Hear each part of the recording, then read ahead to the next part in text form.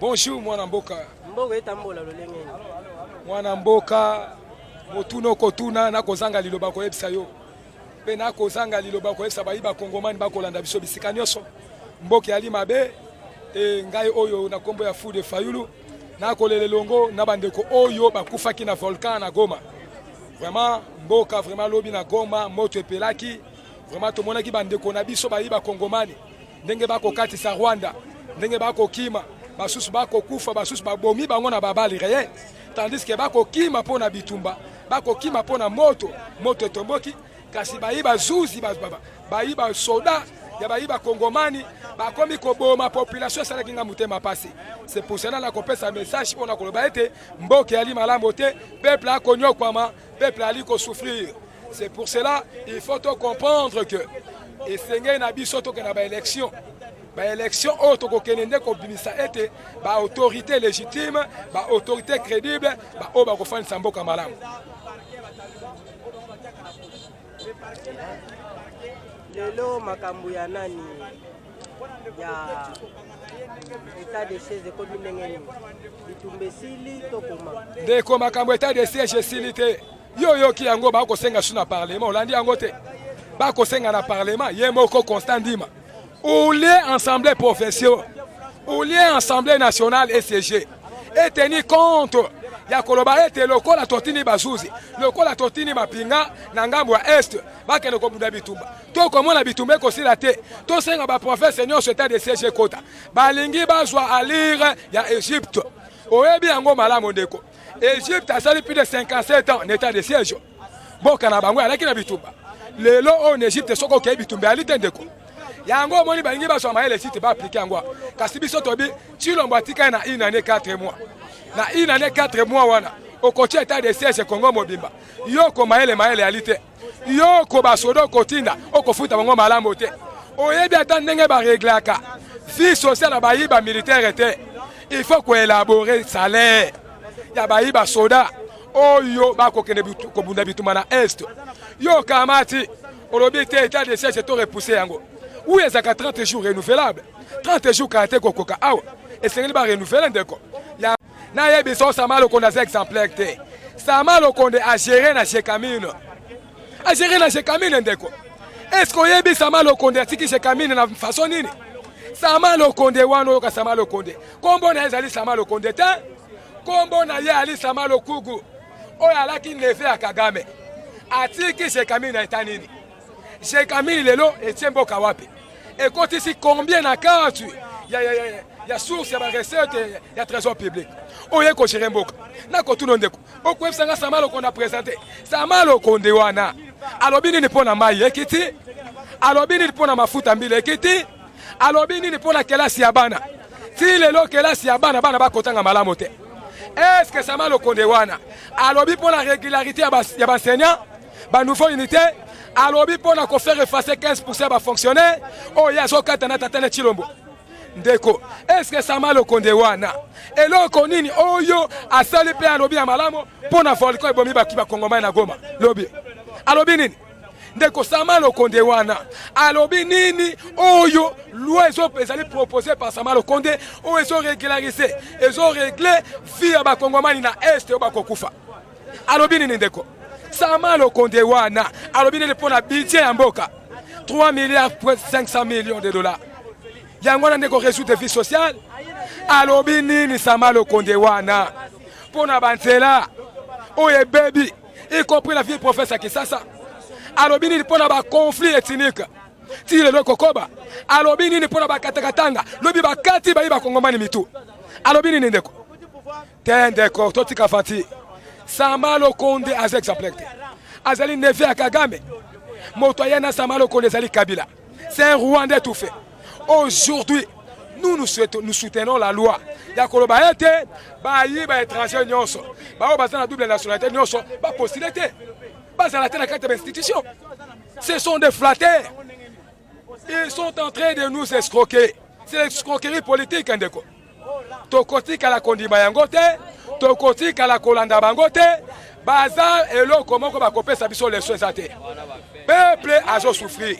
Tozo c'est la toyo kalobi transport ekiti tozo c'est la toyo kalobi va régler la situation, il y a des locataires na babaye. Aujourd'hui, l'anda est loko ekole kandeko. Sur le plan, il y a locataire na baye. Ba locataire, bazo fouta bandako plus de 7 mois. Garantie à 7 mois. C'est inconstitutionnel. C'est anticonstitutionnel, papa. La constitution n'a pas l'objet garantie et à 3 mois. Et l'objet est 10 mois de quoi. L'État congolais, ça va. Le ministre de la centralisation est là. Il est en train d'identifier, de donner l'identification des Rwandais. Ils ont compté dans le Congo. Ça m'a l'occasion de mon terre. Dès que ça passe, ça sonne. Quand tout n'a pas makambo wana te parce que makambo wana za makambo ya soni oyo chilombo na mwana na ye ndeko oyo boko yoka comme ça mal kondo baza ba exemplaire te baza lelo ko kopesa biso les autres peuple te lelo likambo ko mwezake mabongisi nyonso ofar de salaka ke to kotake bo to sala boye oleba bomba ngweza la secrétaire mais ba yaka na média ba donc ba ju plan na ba nyonso ba exposer on na média ba pesa on na presse. Est-ce que ça avantage ou des désavantages pour Namboka? Merci mon Namboka. N'a qu'à répondre facilement.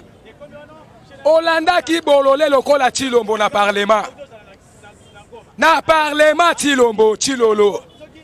Otoko benga placebo, mandia, escroc politique. Afandi na parlement l'obiete année 2020, elle est en action. Na kata programme a discours à l'oba ki boyende ko dandaga. Alobi mikole koya na kolongola ba généraux. Mikole koya na ko changer ba généraux mususu. Ndeko. Dangu yo koloba na ba généraux ba fandi devant les médias. Ki kolongola bango lobby. Ese ba ko tika olibre. Ndeko ba ko sepela na yo. C'est-à-dire yi koloba nini ndeko. Akei côté ka plan militaire na kati en parlement. Akei côté ka plan militaire na médias. En même temps, mon climat bimemoni plan militaire, plan ni basel kosal. Ah outi Rwanda tende ko. Akimi mbango état de siège, oh Kagame état de siège na sali pour la boue. D'accord. Kagame au kamati programme stratégique militaire. Auquel côté sa Kagame ngana kosala boye, ngana kosala boye. Est-ce qu'on alima yele? Elindenga Chilombo. Elindenga IDPS. L'IDPS abotama na lokuta. Akoli na lokuta, azokoba na lokuta. Tous les promesses de Chilombo à Kosala. Et Simba Kakate. A promettre peuple, a promettre les étudiants. Wifi au félé. Tout le monde étudiant, va venir déjà Kosala la wifi au félé. A promettre les étudiants. Si la bisité. Les lois, on a iniki na sako inda. Nenge na solo banayo na iniki lelo so inda. Asoke na iniki, ba étudiant ba biso ko nyati makolo awa. Toso tumbo moto.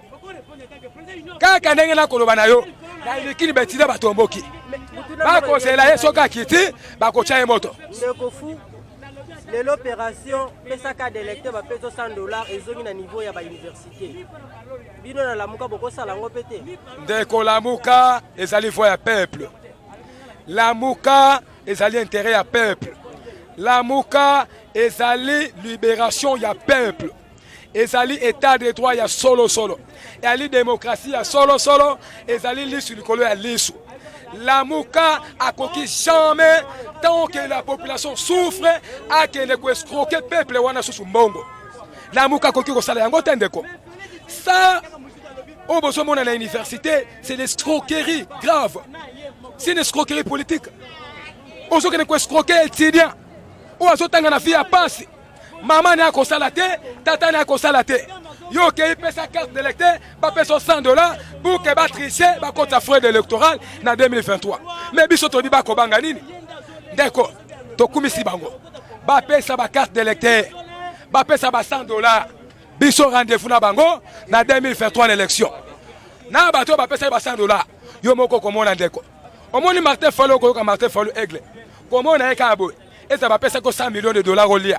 Au fin, soko mone kabo yo moko komi ko kumisa ye tuna ka songo tende ko yo ko tuna chantinite chantinia ye la kekangela Fayulu aya boy akati lo sako akomi ko kama Martin Fayulu ka songo tuna ka ete ndeko c'est une escroquerie grave ya mbongo bétidan oyo balingi basa na université et je vous dis la vérité ce qui se passe au niveau de l'Inikin lelo ko pesa nga raison. So qui population inikin peuple inikin babambi tino mabanga te lobanga na lifu de Fayulu tendeko lelo ba parti politique ebele baza ko procéder na ba nouvelle adhésion. Pour na nini te na moi na côté nous décider na nouvelle élan boza kolala ba adhésion ça les maté par rapport à baninga musu ndenge basala. Merci mon amboka. On lobby sur le plan et situation il y a adhésion massivement. Il y a un parti politique qui est composé la Mouka. Au Outaki Kolanda dernièrement, Bisso a décidé engagement pour la citoyenneté et le développement.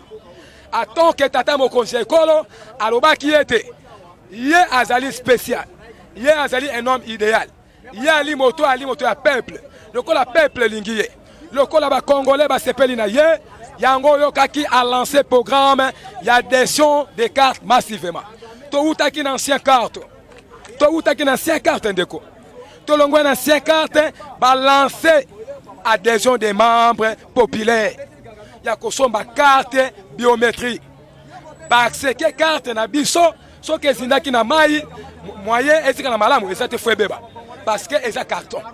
Loko la totie en plastique. Ate sindo na mai ezalaka malamu. Yango moni to lancer déjà. Nouvelle là à lancer. Au mona ki ba uti ko panza bango. Basa la meeting était. Il s'agit de lancement des choses de cartes de membres. Ndeko Toro te. Kaka Ndeko Toro. Ndeko te. Et ça là qui a adhésion massivement. Adhésion populaire. Yango Moli Biso décidé de lancer adhésion massivement. Lobi Olanda qui est secrétaire général. Olanda qui est prince Penge. Tango ba kolobela sur le plan adhésion populaire. Aloba ki yango malamu. Adhésion populaire. Tozo banda adhésion massivement. Par parti, institution par institution. Tozali na ba secrétaire national, tozali na ba secrétaire exécutif, tozali na ba sectionnaire, tozali na ba cellulaire, tozali na ba noyau. À ce moment-là, adhésion massivement, il faut na base. Tant que tout le monde à base, tokei adhésion populaire. À ce moment-là, tozo préparer adhésion des gens pour gagner les élections en 2023. Motako Sayote, l'IDPS et l'élo, tout na bango. Il y a combien de membres adhérents à l'IDPS? Combien de membres adhérents à l'IDPS? Ceux qui ont 10 000 membres, qui ça, ils n'ont pas de la mouka ne tombera jamais. Biso to ali ba résistant, to kotika toujours ba résistant. Biso to zali ko bunda etumba oyo tina suka ndeko. Ndeko za passé. Na yo kindeko moko akosala nyungu akobele la lobi ete Fayulu asa étranger, Fayulu asa boy. Olandaka biso na boboto. Tango tata mo konsekolo alobi na dofe mosito. Fayulu aloba ki apesa kabino défi bino ba journaliste. Est-ce que bino boko échapper mo tuna kabino? To question tuna bon, ti le lobo répondre kete. Aloba boya bo lukaye. Afute la bino ba transport. Amema bino tina mboka bisika bakuna mutolo ya papa Gérard Fayulu. Alex Sabilo tina tombo bisika bakunda mutolo ya mama Marie Chaka. O ali mama boti Fayulu. C'est Congolais du sang. Akole abotami aw. Mais bango bakomi ko créer makambu, bakomi ko mema makambu ndenge na bango lelo oyo bakangeli biso ndeko Kechu. Ndeko Bokechu, c'est un Congolais. C'est un résistant, c'est un bagarreur. Azo dénoncé force Nyon Somabe. Jalousie ndeko. Vous savez bien Bokechu, en 2015, la situation, la réalité. Bamakambu Oyo a créé Joseph Kabila. Oyango Malamu. Après départ à Bokechu, Olanda Honoré Ngbanda. Honoré Ngbanda, la résistance ne tombera jamais. Lorsqu'on arrête Bokechu, Bakoki Peko Kanganga, Bakoki Peko Kanga, citoyen congolais Nyoso. Abenga Kabila Kaname, Azali chauffeur, ya camarade Obobenga Kadefao. A dénigré Joseph Kabila. Bokechu ali première bateau baebi secret à Kabila, bateau baebi nenge Kabila ya. Si nenge Kabila le comme président, ce sont des Bokechu. Ceux qui vont dénoncer, babouso beko se manamboka. Il faut kangisa bango. Non, nous savons bien. Lorsque l'IDPS a désigné ministre intérieur, na kati institution ya intérieur, landa discours na bango. Balobaki loko na bango batumba bango na permanence. Bango peut formation que ça va revanche. Lorsqu'il y avait une négociation entre Macron et Chilombo, tu as remarqué après Mabanga et Betami la France, Betaki Chilombo, Bokechu Azalaki, meneur de jeu. C'est lui le sensibilisateur, c'est lui le mobilisateur. Il a dénoncé, il a appelé la population congolaise pour ravager ces mandats Tshilombo. Oboko na combo aventurier politique. Tshilombo. Ali Tshilolo, Ali président de la République. Comment fait-il beaucoup Yambaye? Ba dénigrer, ba PC respecter attaque État président du Congo. Même les Français ba bien ba bitomona eloko na noté. Comment fait-il bango ba kokanga fachi beto? Mais les mêmes peuples ba bambia mabanga pona nini? Et ça eloko ko lobela tende ko ngai. Ba kamati bokechu batie na boloko. Kaka même chez si c'est sur bokechu et bimisi libanda. C'est du théâtre. Lobby IDPS a publié dans les réseaux sociaux. Au bas, ça bokechu lelo, bas ça bokechu. D'accord. Il ne faut pas donner des messages aux alliés fiabilité, aux alliés faire fiabilité. Les messieurs déjà dehors, à Zalibanda, par pression à la population, ça marche à Paris. Donc c'est un peu ça, les messages, eux, c'est ci. Les Congolais diaspora, les Congolais Est, les Congolais de province Nyonso, to simba na loboko. To bunda pona mboka na biso, et bima na pauvreté, et bima na humiliation, et bima na massacre na batillerie. Et bien, on a des débauchage, des escroqueries politiques. Oh yo, bako continue bako bomba peuple. Tshilombo azali ngulu ya mwasi. Kabila lingulu ya mobali, batiani semi baboti union sacrée. Lelo union sacrée boti bana bakoli babima ndefusuka pembe, bana na bana bakomi kobunda. Balingi ba panza union sacrée parce que bayoki ba double nationalité, bakoki kotia libana 2023 te. Et pesi bango ma chacha.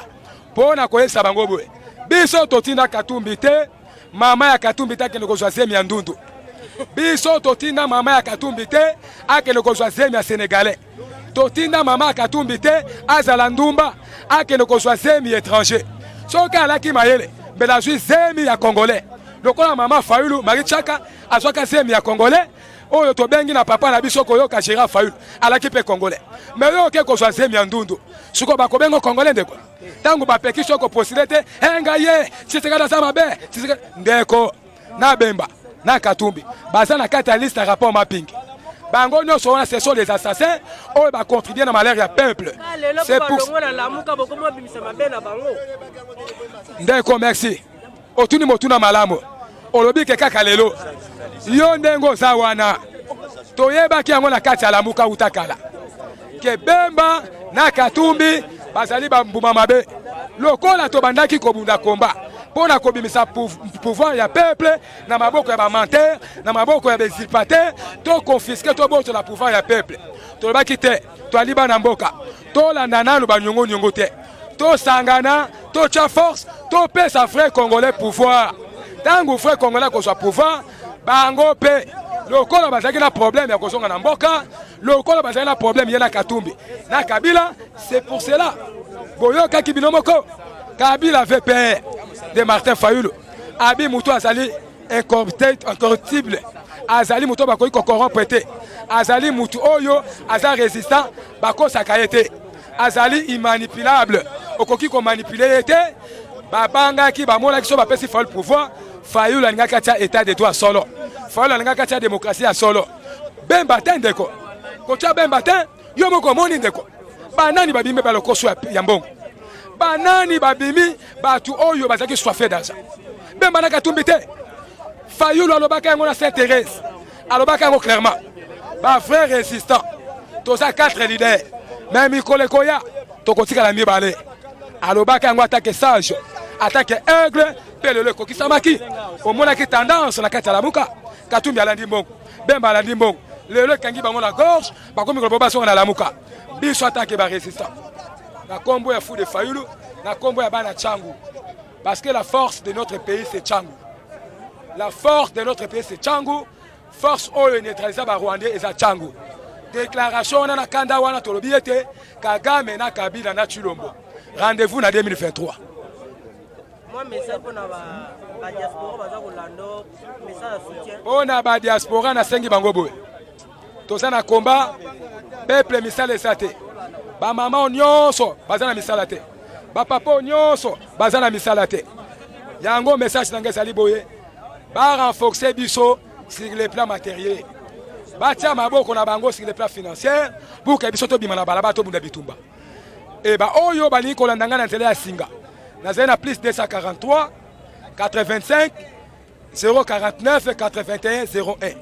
Plus 243 85 049 81 01 wana okozwangai fou de faille molobeli ya peuple molobeli ya résistant vraiment et au salam alam ciao. Bonjour ndeko journaliste. Motuna eza boye Sama Lokonde a wiki koprésente ba bien na ye donc présentant au publiquement polo bo benge muyibi te ndako oyo Sama Lokonde a yibi nenga koma premier ministre analyse ni okosala to mona pe ba d'autres musutu ba lega pe place wana ba lakisa biso pe ba bien na bango te lelo Sama Lokonde ala kisi biso ba bien na message na kozala. Merci ndeko journaliste na mutuna na yo que Sama Lokonde a présenté biloko na ye bon les bakinois bazalaka pe curiosité mingi il faut que depuis biloko nini alakisi biso oh ya otala koma biloko mabe donc alakisi bambongo na ye bandako ya aza nango bon ngape na tuna na mutuna te me nazongisi bale bokenda tuna pe bata Félix Tshisekedi ete Félix Tshisekedi a présenté kinini parce que tozo mona lobi ko pikola mbongo na biso sombi bandako lobi onga papa tikelanga boy oye moko lala bana ola na ndako aper lobi koma akomola la pa echana pa na ye biso ba Congo ba Congolais to komba umbo na bango Sama Lokonde soki alakisi constitution mutepesi yango que moto nyonso a responsabilité en mboka et sengela présenter ba bien na ye wana constitution mais malheureusement ce n'est pas biloko esala makana mboka na biso siko tango balakisaka tango bakota bongo tango babimaka ba contrôler te donc so ba lobi ke muzutu alakisa te muzutu pa alakisaka mais ko bima na ye ba contrôler te lokola alakisa kinga komi na combien Chibala alakisaka pe mais ko bima na ye aya azaki locataire v pardon tika biloko konde konanga ba journaliste bo tika pe songi biloko faut retourner na bataille de pes nous on en a pas besoin alakisi biso na zalaki na sardine mibale soki na comme na 3 sardines na salaire nanga bongo ngai nga banda Félix Tshisekedi na kota na gratuit enseignement bafuta nga 30 000 25 000 yanga bokotala te naza enseignant nga za enseignant nouvelle unité mais nazo sala boy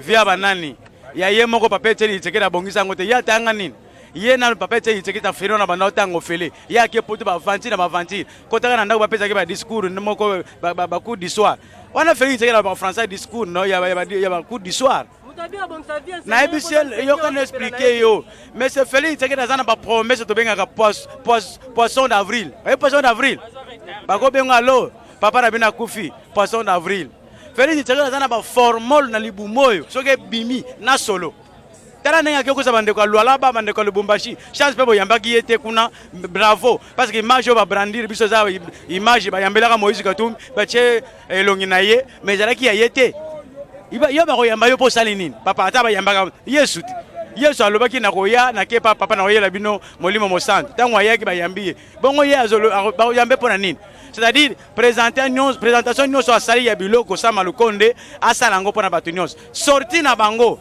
fait mandat na bango bala ki ba contrôler pe ozaki na denda ko comme na 4 ndako justifier ozango ndenge nini Chilombo biso ndeto ko sambisa ye Chilombo lokola bango bazo banga ye biso to ko sambisa omoni Kabila lelo abima te Kabila lelo zawa aboyi ko bima to ko botola nyonso mikolo ko ya mkoto za vrai président o akoya kamala na ndekete vrai président oyo alenga te mninga fingiye vrai président oyo soba toucher peuple na ye pa telemi atana tongo un vrai président oyo un jour akolongo biso na boumbu totalement tokoza bon somi na biso tolanda tokoza bon somi na biso avec Félix Tshisekedi aiza au service ba Rwandais aotikela biso ko lobele loko te aotikela ko yela biso mais tango alobi akobongisa mais on a de 3 ans aujourd'hui non gratuit enseignement bandaki dès que première année na ye mais au 3 ans lelo non ezali lelo na fute en avril et na janvier a niati formal oh ya coronavirus mais na sima coronavirus ya zoyiba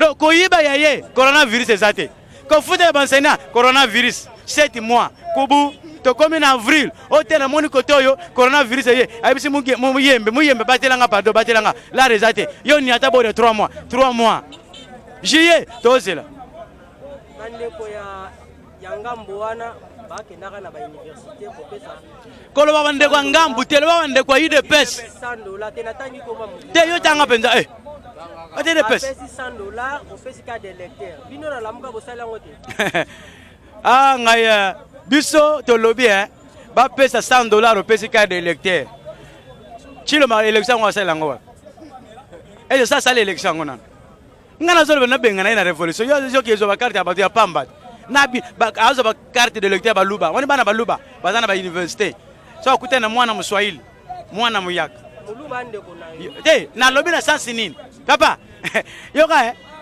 bato liboso bazo pouvoir ba Congo bato mibale Bangal bato misat ba Swahili ba memi biso 18 ans to ndo benga bango banani ba Swahili bazana pouvoir bazo nyoko na mboka biso pele ba luba te baluba est-ce que le muluba ça péché ça tribalisme ngape na za muyaka bata lamuka batikali ka mibale bango na bango bata bandundu ba propos na bino mingi bataka baluba po limbisa ndeko limbisa ndeko tango basali lamuka nana yebisa monsieur Félix teke longola signature bayaka ye moko tango baye awa bazwi na banyoko bazalaki pa fayulu banyoka bamiselekete bazanga forme lelo mais forme lingo bana politique eza nini tantôt na opposition tantôt na zana pour être zana forme ndeko nanga te journaliste zo nana na fingi mutu te tantôt na zana union sacrée koto na lobi na zana lamuka est-ce que zana forme ozana forme te okomi na deux sexes okomi ngembo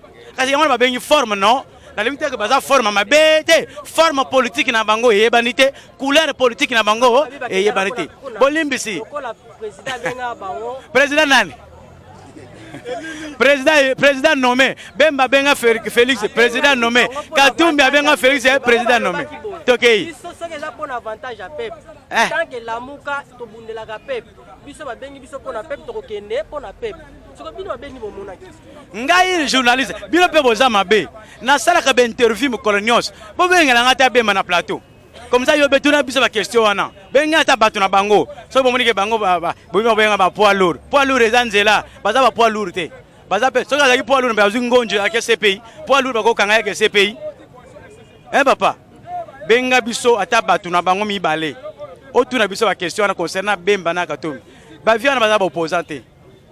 Bon, constitution lobby boy mutu aza opposant ceux qui a rejoindre le camp ya pouvoir il cesse d'être opposant ka bongo te ceux qui oza na opposition oza na pouvoir oza traître oza ya pouvoir okena opposition oza ya opposition okena ngona pouvoir ceux qui zanga Félix Tshisekedi tango bango ba bongo foko benga na bango mais vona tika nga moko wana ezali traîtrerie wana ezali manque ya maturité politique wana bazokosa biso bana miketo tikali or bana miketo tikali ba misusu ba loko biso na mutu ekokota te Félix a reçu pour panzala muka ndeko na ngai yo kana expliquer yo matungulu abimaki avant Félix Tshisekedi asala union salité mbusani écoutez mbusani amusi abimi la muka avant Félix Tshisekedi asala union salité Bemba awuti prison te ya mpiaka yer moko pe mama kambele Bemba moni ngana zana rapport mapping maso fayulu tongo etani rapport mapping yo linginga tena kufa vraiment ta yo moko fayulu c'est que on n'a pas Félix na bata makuna Katumbi ake na bata makuna bo batamite bozoke ko miteka tango bakei biso to finga bango to kokena na bango démocratie lobby oyo kuna oyo kotoyo bote démocratie yango wana mais bino bato bokei ko finga mutatikalité yo mutotikali ko finga yo mutokeite fayulu afingite mais alerté peuple a lobby peuple le kala bandeko yo batiki bakena pouvoir d'office bakomi ba membre ya gouvernement bazu ba poste bazu te yebisanga na opposition ya fayulu banani bazu poste alors ba rejoindre parce que bango batikali na bituma ya opposition ko s'opposer na bakambo bato bana kosala bon Katumbi na Bemba ba s'opposer na makambo fayulu ba s'opposer na makambo nani ya Félix lelo tozali Crispin Okende ministre ya transport donc Katumbi va noter ma Crispin Okende Bemba va noter ba ministre na ye ezali ba tala mascarade ba mi pakoli to yebeke baza mibali mais soko te mascarade ba ko benga bino ba PD ngape na benga ba PD politique baza basité ba PD politique lelo ba souci de fungwa mebele à travers ville à Kinshasa mais sécurité aussi la dit ce qu'on l'équipe de prince tous les policiers comme PCR mais PCR électricien na ba pince na maboko tozo e baté tout cela ezanimi e batami na sénation yo yebi yo lo bangana yebi te journaliste yo yebi yo le ba que président océana yeba ponga na uzanga réponse na ngote premier mutu ayeli biso insécurité na mboka banda Félix Tshisekedi akoti soki Kabila atikaki biso na insécurité so atikaki biso na nini mutu aye kobakisa biso insécurité eza Félix Tshisekedi ye mutu abandi tomoni banda Congo ebanda baforme bamilitaire na sa ndako na nsima ndako na Kingabwa yo yango te yo bamilisi bazoforme na Kingabwa te bana mura na porte côté na nsima ndako na bandako bazoforme bamilitaire bapremier o bayeli biso des autres na Kinshasa bangwana lokola bakie ko reverser bango bolimbisi yo monango journaliste pesa biso bilili o ya bango ya bango to moni directeur ya maison civile ya Félix Tshisekedi bakangi ye tango akie kuna babengi babimisi ye bato ango bakanga na Kingabwa o bakanga na Kingabwa ti lelo bazalaka wapi journaliste keno sala investigation o yebisa biso bato bakanga na Kingabwa histoire nango état de droit ngo ekufa bato yango baza na prison basambisila bango wapi bango batiki bokende okota na la police po musala eza te bandeko wana babanda koferme bayaka matanga papier Félix Tshisekedi bulu eza te bokota na la police kote bazoke forme bango baswahili bareverse bango miyibi bazoforme basoda na sandako bapanzani baintegre bango na la police lelo moni bayeli biso désordre bakoti bango na la police bakoti bango na PGR esika bazali désordre yozo luka eza wapi désordre ko banda Félix Tshisekedi ti ba policier na ye bango nde bayana désordre biso pe betona désordre te mboka na biso za mboka désordre te muto atanki azaki muta désordre amemi désordre ti na la police amemi désordre ti abana ko former ba milice na sima ya ndako ezalaki ngate muna formaki bango ezalaki monsieur Félix Tshisekedi lelo soko tali ba luba nyonso la majorité bazota na ba Motorola ba chasser viva yo somo na Motorola ba tamala na chasser viva soko yo chete me yakana la kisa na communauté motard au moins muta moto amemaka moto mais akoma na Motorola amela ngona chasser viva so ka yaki burakata akitusi moto alongo chasser viva ko tisi musapia bimisi azolo la nani et puis eza pona nini et tozaka en état de droit te biloko zolo ba insécurité ko sila te tant que ba milice Félix Tshisekedi da formaka ba monana te ti lelo ba s'infiltrer na population ba s'infiltrer na la police des autres moyens là et kozala te Félix Tshisekedi pe akokosisa des autres peuple balingi yete so peuple balingi yote bakotika minduki te bakotika désordre te parce que lesi bango te le tango kangi oseya pa na ke sala masango après ok ça zanga masango za musala la kisanga musala pesa ba papa na biso musala tango ngale na za enseignant non so ina zo salaire bien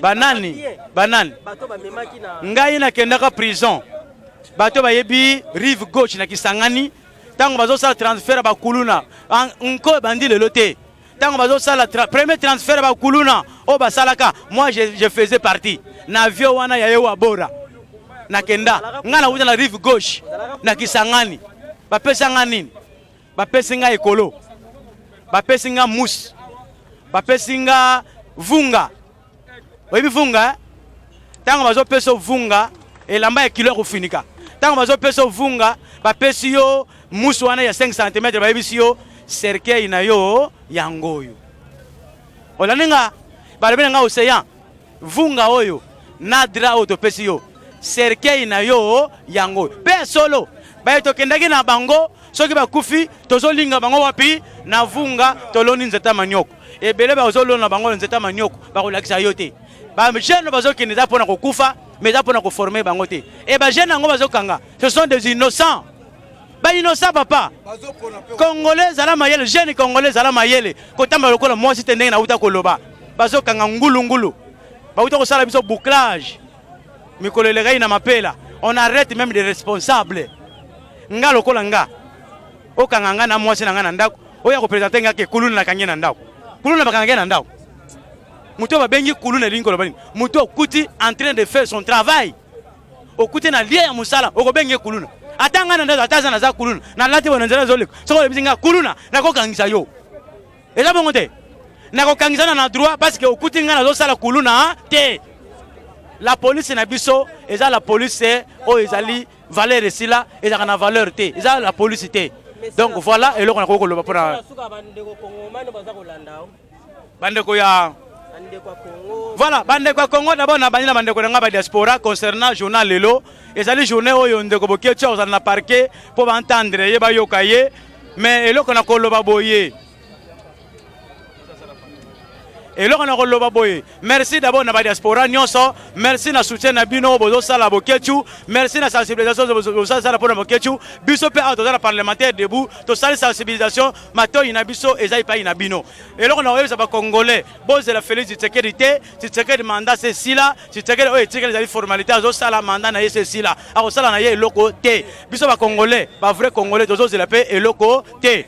Bandeko ba correction ngai na numéro WhatsApp nanga ezali plus 243 89 80 37 554. Bandeko pe so ba ko s'abonner na Mulo TV, numéro pe ya Mulo TV ezali au na pesi na WhatsApp bo sa adhérer to ko na ko sepela mingi na pesi bino merci.